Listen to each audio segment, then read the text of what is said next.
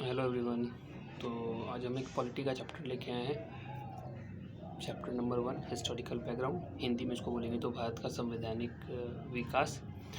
और इसमें जो जो एक्ट्स आए थे 1773 टू 1858, ठीक है, 4 एक्ट आए थे, उसको हम डिस्कस कर रहे हैं फटाफट।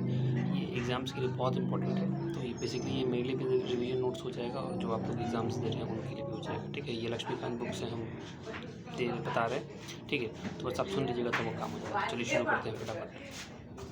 इसमें पहला लाइन है, the Britishers came to India in 1600 as traders. ठीक है, 1600 में ब्रिटिशर्स आए थे ट्रेडर्स की तरह। उसके बाद in 1765 the company which till now had purely been a trading function obtain diwani. 1765 में उन्होंने diwani rights over revenue and civil justice obtain कर ली थी, और Bengal Bihar and Orissa. And then after with the independence, जब हमारी इंडिपेंडेंस हुई, ठीक है, तो जब हमारी इंडिपेंडेंस हुई तो the came the need of constitution. ठीक है, इंडिपेंडेंस के बाद कॉन्स्टिट्यूशन की जरूरत पड़ा। As suggested by M N Roy in 1934 a constituent assembly was formed for this purpose in 1946। तो हमारी कॉन्स्टिट्यूएंट असेंबली, ठीक है, कॉन्स्टिट्यूएंट असेंबली जो फॉर्म हुई थी वो 1946 में हुई थी। And on January 26, 1950 the constitution came into being. ठीक है, कॉन्स्टिट्यूएंट असेंबली हमारी 1946 में बनी थी and constitution came into being on 26 जनवरी 1950। ठीक है, अब यहाँ पर है, देखिए, कंपनी रूल 1773 से 1858। ठीक है, 1858 मतलब रिवोल्ट ऑफ 1858 से पहले तक 4 एक्ट्स आया था। ठीक है, पहला रेगुलेटिंग एक्ट आया था, दूसरा आया था पिट्स इंडिया एक्ट, तीसरा आया था आपका charter act of 1833 and then after charter act of 1853। ठीक है, तो इसमें बहुत छोटे छोटे पॉइंट्स है, 4-5, हम उसको डिस्कस करते हैं फटाफट। तो पहला आता है रेगुलेटिंग एक्ट ऑफ 1773। ओके, तो इसमें क्या था, तो दिस वाज द मतलब ग्रेट कॉन्स्टिट्यूशनल इंपॉर्टेंस था इसका। ठीक है, इसके पहले जो था British first step taken by the British government to control and regulate the affairs of East India Company in India. And secondly, it organised for the first time the political and administrative functions of the company.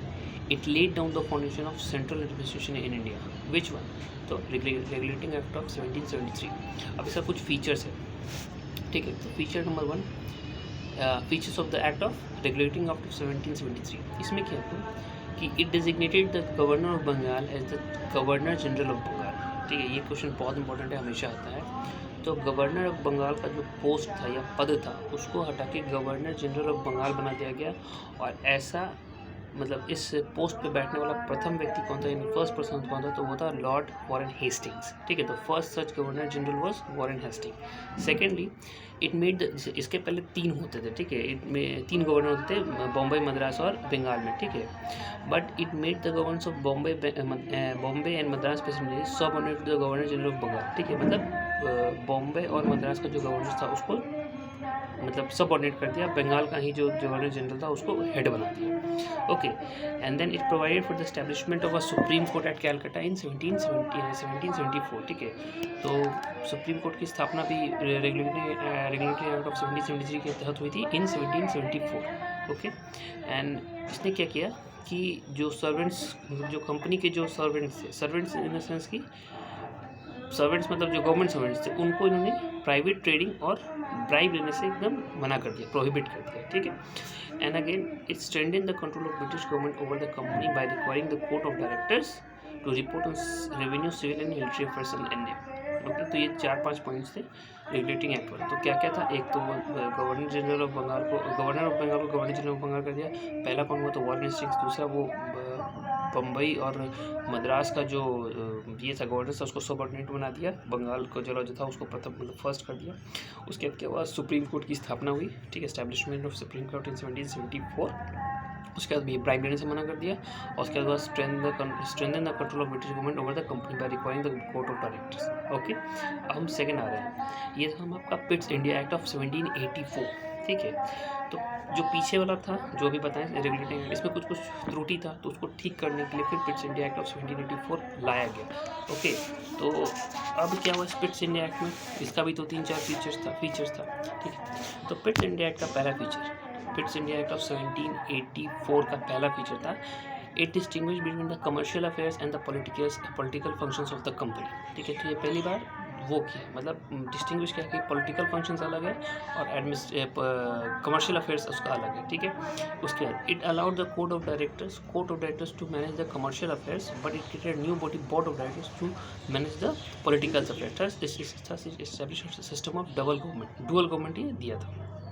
उसके बाद it empowered the board of control to supervise and direct all operations of civil and military government or revenues of the British possessions. Okay, अब इसका एक significance है किसका, British India act 1794 का, कि this act was significant for two reasons. Firstly, the companies territories in India were first time called the British positions in India. Okay, उसके बाद क्या होता है, सेकंड था the British government was given the supreme control over company affairs and it's administrations in India. ठीक है, आप देख लीजिएगा इसको।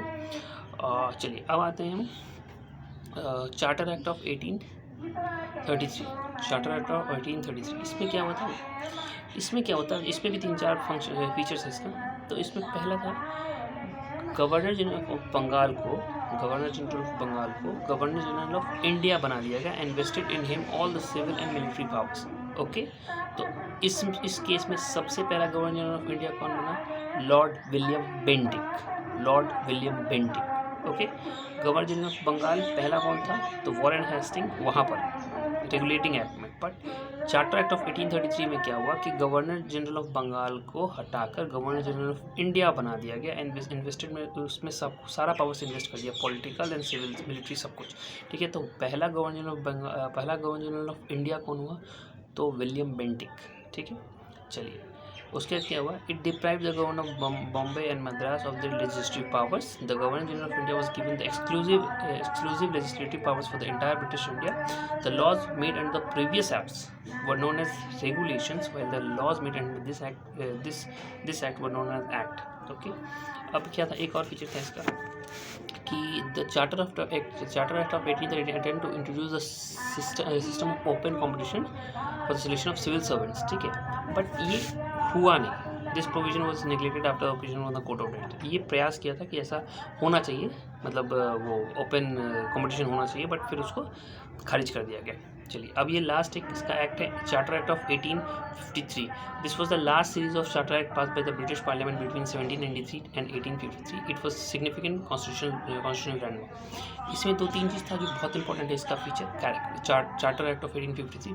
पहला क्या था, it separated for the first time the legislative and executive functions of the governor general council. Okay, it provided, तो ठीक है, सेपरेट कर दिया legislative and executive functions of governor general council. It provided for the addition of 6 new members called legislative councillors to the council.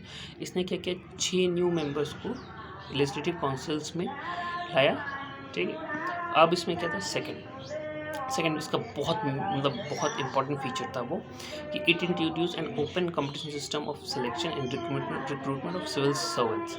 ठीक है, तो अब ये पूछा जाएगा कि अगर इससे क्वेश्चन आता है कि कंपटीशन जो था सिविल सर्वेंट्स का, वो प्रयास कब किया गया था लाने का, तो प्रयास जब बोलिएगा मतलब एफर्ट, तो चार्टर एक्ट ऑफ 1833, बट वो फाइनली लाया कब गया था, तो ये आएगा चार्टर एक्ट ऑफ 1853 में। प्रयास हुआ था 1833 में, लेकिन लाया गया था फाइनली 1853 में। ठीक है, और एक इसमें आएगा मैकाले कमेटी। तो मैकाले कमेटी किससे मतलब selected the committee on the Indian civil services act which was appointed in 1854। चलिए अब आते हैं, इसका एक लास्ट चीज़ है, लास्ट फीचर है चार्टर एक्ट ऑफ 1853 में। It introduce for the first time local representative. अच्छा, इसमें क्या हुआ कि लोकल रिप्रेजेंटेटिव्स को भी लेजिस्लेटिव काउंसिल में शामिल किया गया। Of the 6 new legislative members of the governor general council, 4 members were appointed by the local government of Madras, Bombay, Bengal and Agra. ठीक है, तो 4 लोगों को मतलब लोकल से लेजिस्लेटिव ये रिप्रेजेंटेटिव्स को लाया गया था, जिसमें कि मद्रास, बॉम्बे, बंगाल एंड आगरा था। ठीक है, तो यही है, एक बार आप देख लीजिएगा तो आपको समझ में आ जाएगा। चलिए अगले पार्ट के लिए हम लोग मिलते हैं अगले वीडियो में। बाय।